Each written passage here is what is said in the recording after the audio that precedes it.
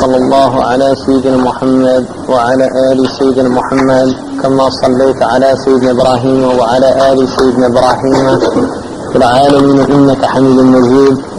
اللهم لا علم إلا ما علمتنا إنك أنت الحكيم العليم. اللهم لا علم إلا ما علمتنا إنك أنت الحكيم العليم. اللهم لا علم إلا ما علمتنا إنك أنت الحكيم العليم. اللهم افتح علينا حكمتك وانشر علينا رحمتك يا ذا الجلال والإكرام. اللهم افتح علينا حكمتك وانشر علينا رحمتك يا ذا الجلال والإكرام. اللهم افتح علينا حكمتك وانشر علينا رحمتك يا ذا الجلال والإكرام. وصل اللهم على سيدنا محمد وآله وصحبه وسلم تسليما. ولا حول ولا قوة إلا بالله العلي العظيم. ولا حول ولا قوة إلا بالله العلي العظيم. ولا حول ولا قوة إلا بالله العلي العظيم.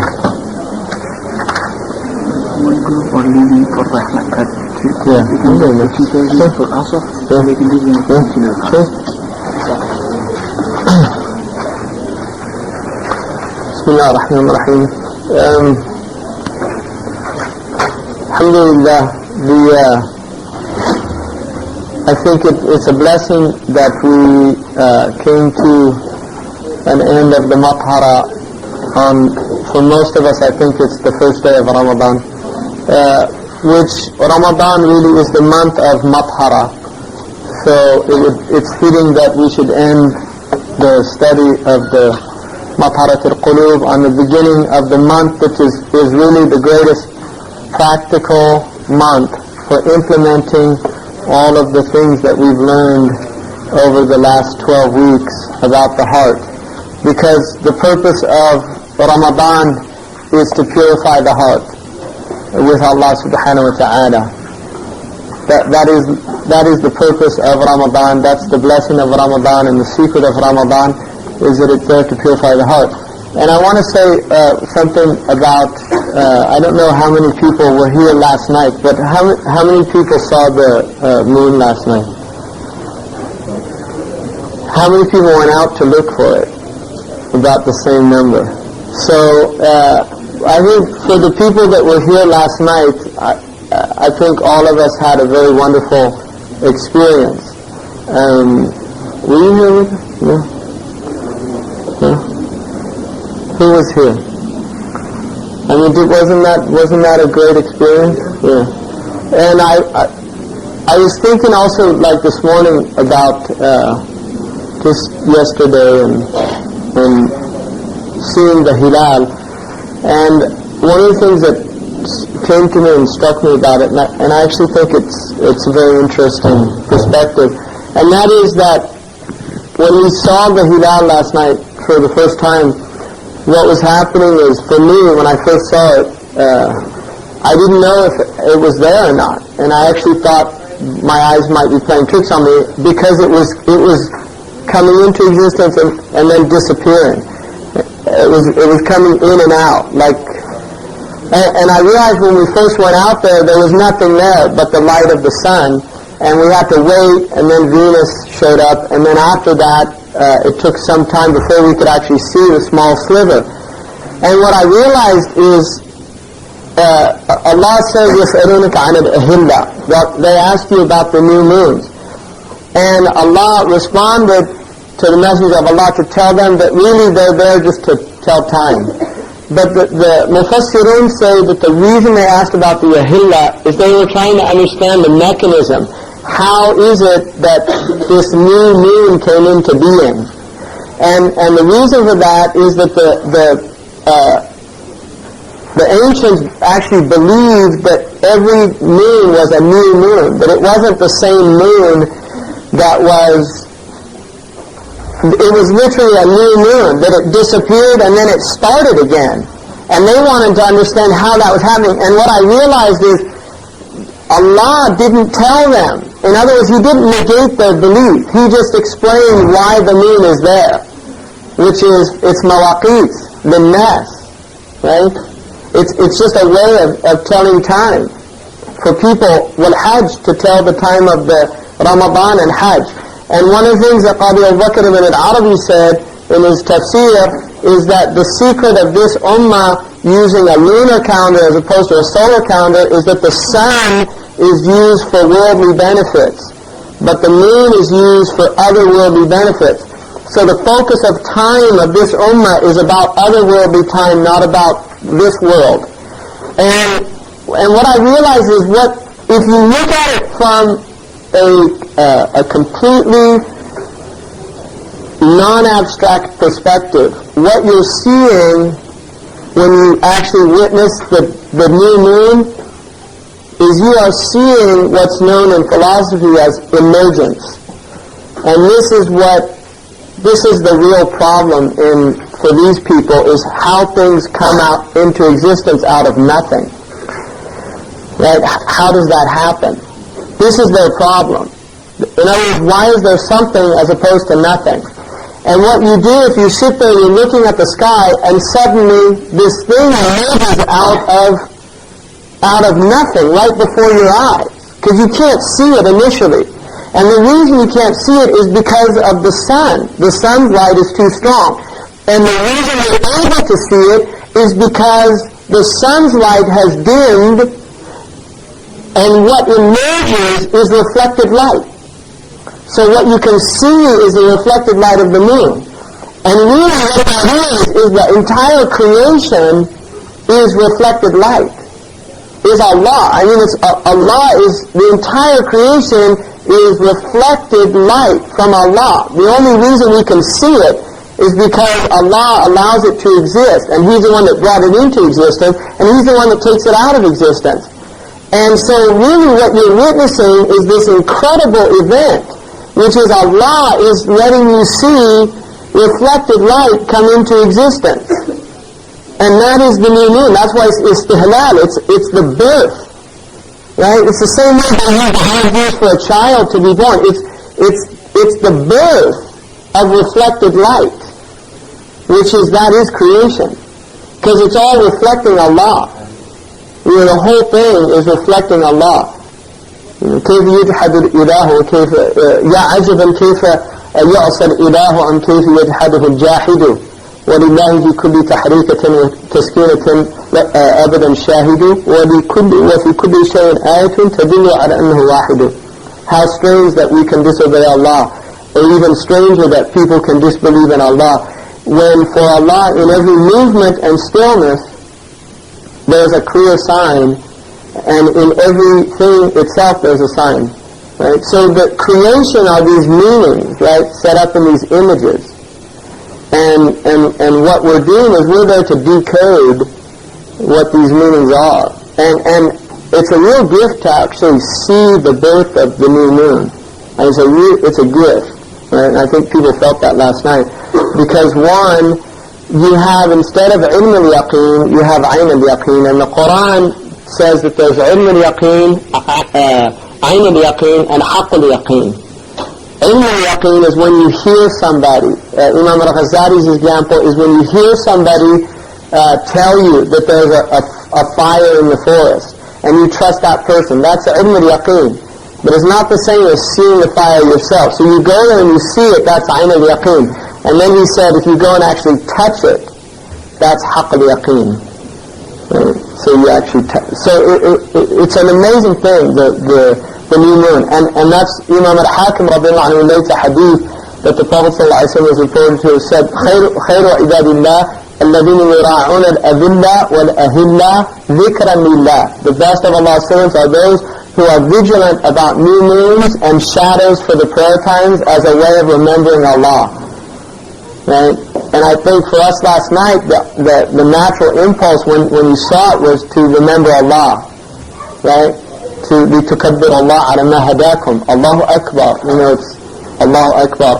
And then, for me personally, there was like a real nashat of Ramadan came into my heart, just of a feeling, of a lot of energy, because it was Ayn al-Yaqeen. That's the Ramadan moon. So it's a real gift, the Ramadan.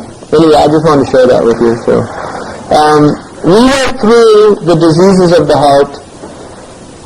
We looked at bukhal. First of all, we looked at he talked about adab and the importance of adab.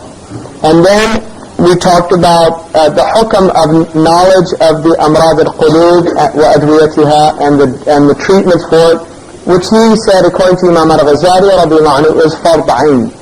And then he went through alphabetically the diseases of the heart, and he obviously gives the most, these are really the most important ones. Sidi Ahmed Zarruq and Qadi Iyad actually narrow them down to about 4 or 5 ones that if you can control those, all the other ones actually are removed easily. But he began with a bukhl, and Ramadan is a month to really to cure your bukhl, because they said the Prophet ﷺ كان أجود الناس وأجود ما يكون في شهر رمضان. He was the most generous of human beings, and he was more generous than ever in Ramadan, and they describe him karih and mursida, like a wind that brings gifts, fecundating winds. So bukhl, and then batar. Batar is batarat ma'ishatum, is to be happy with the dunya or the livelihood. للصائم فرحتان, right? His farha is حينما يفطر وحينما يلقى ربه, when he breaks his fast and when he meets his Lord. And so it's kind of the opposite of that idea of batar. And then bughd, Ramadan is a time where you're supposed to actually, he said, sallallahu alayhi wa sallam, أفضل صدقة في Ramadan. The best sadaqah is in Ramadan. And then in another hadith, أفضل صدقة إصلاح ذات البين. The best sadaqah is rectifying between people. So the best sadaqah would be rectifying between people in Ramadan. That would be the best sadaqah. So this is a time to remove bughd from your heart about people. And then baghi, oppressing people. This is a time when you can't do you're fasting. And the Prophet ﷺ told us that if somebody tries to, إِذَا قَاتَلَكَ, right, وَأَنْتَ صَائِمْ فَقُولْ اللَّهُمَّ إِنِّي صَائِمْ. If somebody's fighting you, you say, I'm fasting. In other words, لَا تَبْغِي. Don't fight with them. Say, I'm fasting. Tell them you don't want to do that. And then حُبْ الْمَنْزِلَةِ, love of position, right? Ramadan is about gaining a position with Allah. Because the reason, the secret of fasting is it's the only act of ibadah that nobody can tell you're doing it when you're doing it. You see, like if you give charity, it's an act, right? It's an act. If you do prayer, it's an act. If you make hajj, it's an act. All of the ibadah that Allah has given us are things that can visibly be seen. Fasting alone is you can be standing next to a person who's not fasting and a person who's fasting, and the only one that knows is Allah. So you're out here with all these non-Muslims, they see you, they don't know you're fasting. You look like everybody else, right? So the point is that hubb al-manzila, the manzila that you want is with Allah, it's not with people. And then hubb al-dunya. Ramadan is also weaning yourself from dunya, right? النفس كالطفل إن تهمله شب على حب الرضاع وإن تفتمه ينفطم. The nafs is like a child that if you neglect it, it grows up loving to suck, meaning love of dunya. But if you wean it, then it becomes weaned. So Ramadan is the time of weaning the soul from dunya and love of dunya. And then حب المدح بما لم يفعل, to love to be praised for things that you don't do. Ramadan is a time when you're supposed to witness the shortcomings of your actions and to recognize that you've wasted the whole year and now it's time to catch up. The ibadah, the qiyam al-layl you didn't do in the previous year, it's time to catch up in this month. All of the things that you neglected, the sadaqah, all those things. So what you're trying to do is do actions so that you warrant praise. Right? So it's a cure for that. Al-hasad, right? Envy, to purify the heart from envy. But if you can conquer, the envy comes from desire, right? If you can conquer desire, then you can remove envy from your heart. And desire is based, according to Imam al-Ghazali, on kasr al-shahwatayn, destroying the two, the farj and the batan. If you can destroy those two desires, conquer them, not destroy them, but master them, then all the other desires become easy. And then al-haya al-madmoom, shame that's not praiseworthy. This is a time to have haya with Allah subhanahu wa ta'ala. Right? So haya for people without seeing Allah is blameworthy. right? So this is a time to have haya with Allah. خوض القلب فيما لا ينبغي الخوض فيه. One of the secrets of Ramadan that I'm going to go into from Imam al-Ghazali in a second is the fasting of the heart. Part of the highest fast in Ramadan is the fast of the heart. Not just the outward fast, but the inward fast. خوف الفقر.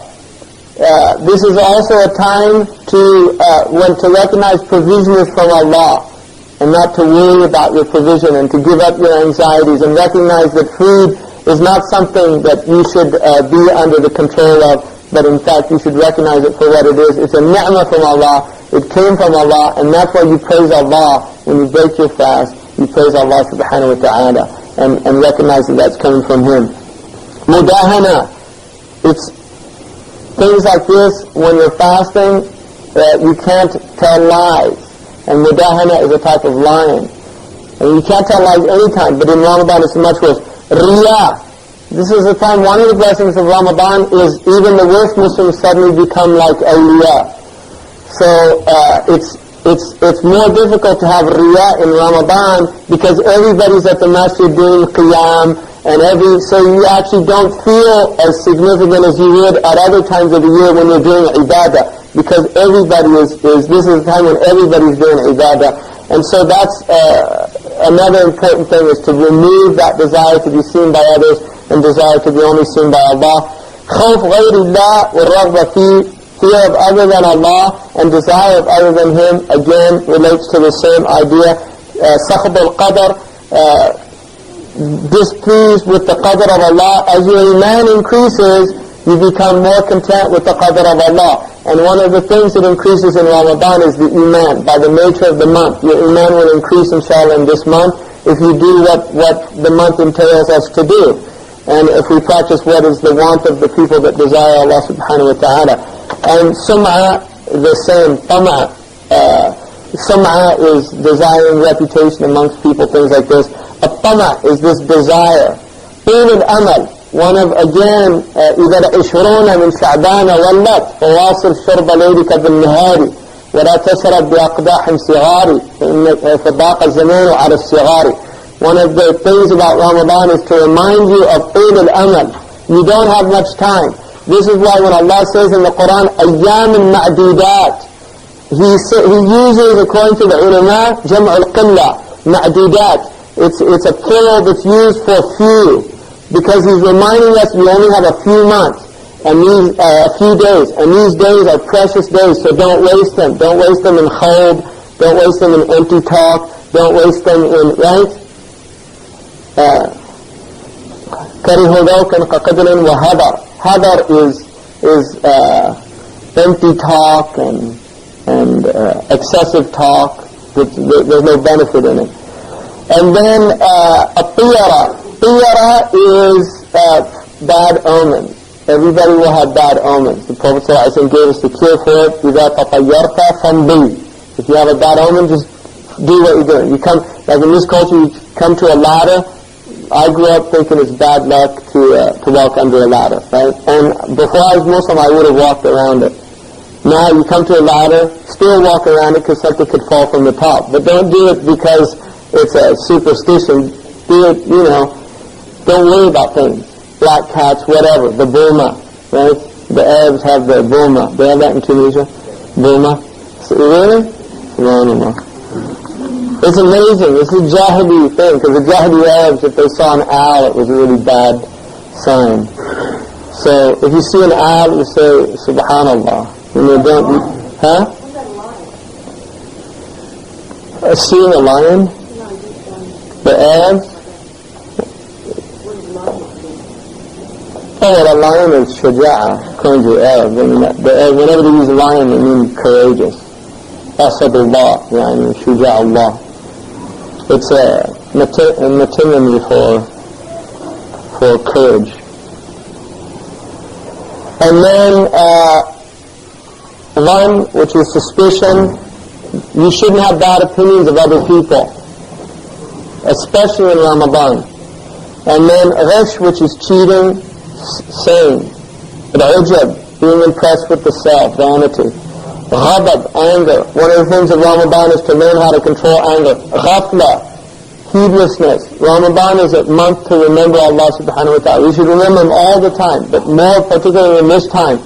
Rancor towards other Muslims, one of the worst diseases. Fakhr, boasting, from Jahiliyyah. Kibrun, which is arrogance, pride. Karahat al-dhanb, dislike of being blamed or censored. Karahat al-maut, fear of death. Again, that hadith, من أحب لقاء الله أحب الله لقاءه. Whoever loves to meet Allah, Allah needs to love him. إن للصائم فرحتين. إن للصائم فرحتين. The Sa'im has two joys. فرحة حينما يفطر وفرحة حينما يلقى ربه. He has a joy when he breaks his fast and when he meets his Lord. And then Nisyan al-Ni'mah. This is a month also to remember the ni'mah of Allah. وَإِن تَعُدُّوا نِعْمَةَ اللَّهِ لَا تَحْصُوهَا وَمَا بِكُم مِّن نِعْمَةٍ فَمِنَ اللَّهِ. There's no ni'mah except it's from Allah. And this is a time really where we should be really reflecting on all of the blessings Allah has given us.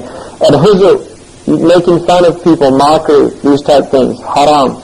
And more importantly, so those are all the diseases of the heart.